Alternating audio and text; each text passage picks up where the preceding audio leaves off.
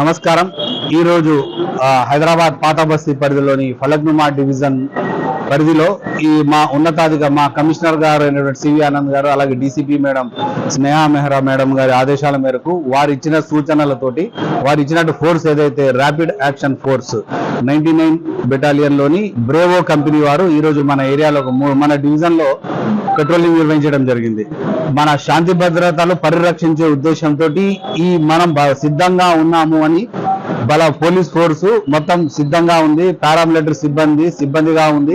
ఎటువంటి అవాంఛనీయ సంఘటనలను ఎదుర్కొని సిద్ధంగా ఉందని తెలియజేసే ఉద్దేశంతో ఈ కవాతు నిర్వహించడం జరిగింది.